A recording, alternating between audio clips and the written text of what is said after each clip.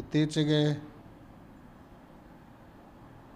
ತಯಾರಿಸಲ್ಪಟ್ಟಿರುವಂತಹ ವರದಿಯನ್ನು, ಜಾತಿ ಗಣತಿ ವರದಿಯನ್ನು ಜಾರಿ ಮಾಡಲಿಕ್ಕೆ ಮುಂದಾಗಿರುವಂತಹ ಸುದ್ದಿ ಮಾಧ್ಯಮಗಳಲ್ಲಿ ಬರ್ತಾ ಇದೆ. ವಸ್ತುತಃ ಈ ಜಾತಿ ಗಣತಿ ಪ್ರಾಮಾಣಿಕತೆಯಿಂದ ಕೂಡಿಲ್ಲ ಮತ್ತು ಅವೈಜ್ಞಾನಿಕವಾಗಿರುವಂಥ ವರದಿಯಾಗಿದೆ. ಮನೆ ಮನೆಗೆ ಹೋಗಿ ಪ್ರತಿಯೊಬ್ಬರನ್ನು ಸಂಪರ್ಕ ಮಾಡದೆ ಯಾವ ಆಧಾರವನ್ನು ಇಟ್ಕೊಂಡು ವರದಿ ತಯಾರು ಮಾಡಿದ್ದಾರೋ ಏನೋ ಯಾವುದೂ ಗೊತ್ತಿಲ್ಲ ಗುರಿಯಿಲ್ಲ ಅನ್ನೋ ರೀತಿಯಲ್ಲಿ ಈ ವರದಿ ತಯಾರಾಗಿದೆ ಅನ್ನುವಂತಹ ಮಾತುಗಳು ಎಲ್ಲ ಕಡೆಗೂ ಕೇಳಿ ಬರ್ತಾ ಇದ್ದಾವೆ. ಯಾವುದೇ ಒಂದು ಜಾತಿ ಕ್ರಮೇಣ ಪ್ರಬಲ ಕಾರಣ ಇಲ್ಲದ ಸಂದರ್ಭದಲ್ಲಿ ಬೆಳ್ಕೋತ ಹೋಗ್ತದ ಹೊರತು ಕಡಿಮೆ ಆಕ್ಕೋತ ಬರೋದಿಲ್ಲ. ಅಂಥ ಯಾವುದೇ ಪ್ರಬಲ ಕಾರಣ ಇಲ್ಲದೇ ಇರೋಣದರಿಂದ ವೀರಶೈವರ ಸಂಖ್ಯೆ ಇವತ್ತು ಕೋಟಿಗಿಂತಲೂ ಮೇಲಿರಬೇಕಾಗಿರುವಂಥದ್ದು. ಅದು 60 ಲಕ್ಷಕ್ಕೆ ಸೀಮಿತಗೊಳಿಸುವಂತಹ ಇದೇನು ವರದಿ ಇದೆ, ಇದು ಸರಿಯಾದ ವರದಿಯಲ್ಲ.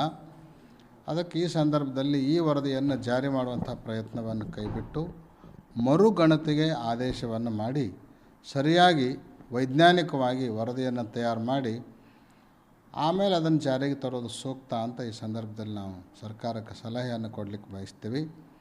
ಅಖಿಲ ಭಾರತ ವೀರಶೈವ ಮಹಾಸಭೆ ವೀರಶೈವ ಲಿಂಗಾಯತ ಸಮಾಜದ ಪ್ರಾತಿನಿಧಿಕ ಸಂಸ್ಥೆ. ಆ ಸಂಸ್ಥೆಯೂ ಕೂಡ ಇದೇ ನಿಲುವನ್ನು ಪ್ರತಿಪಾದನೆ ಮಾಡಿದೆ. ಆ ನಿಲುವನ್ನು ನಾವು ಬೆಂಬಲಿಸ್ತೀವಿ.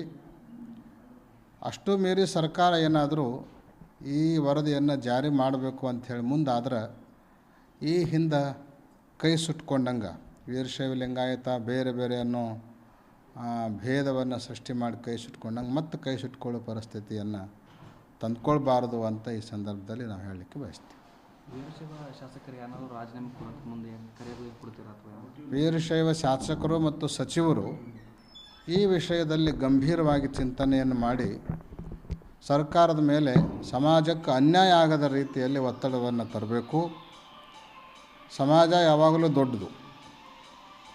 ಅದಕ್ಕೆ ಆ ಸಮಾಜವನ್ನು ಪ್ರತಿನಿಧಿಸುವಂಥ ಎಷ್ಟು ಜನ ಈ ಸಮಾಜದ ಶಾಸಕರಿದ್ದಾರೆ, ಸಚಿವರಿದ್ದಾರೆ, ಅವರೆಲ್ಲರೂ ಕೂಡ ಗಂಭೀರವಾಗಿ ಚಿಂತನೆಯನ್ನು ಮಾಡಿ ದೃಢವಾಗಿರುವಂಥ ನಿರ್ಧಾರವನ್ನು ಕೈಗೊಂಡು ಸರ್ಕಾರದ ಮೇಲೆ ಒತ್ತಡವನ್ನು ತಂದು ಈ ವರದಿಯನ್ನು ಹಿಂಪಡೆಯಲಿಕ್ಕೆ ಅವರು ಪ್ರಯತ್ನ ಮಾಡಬೇಕು.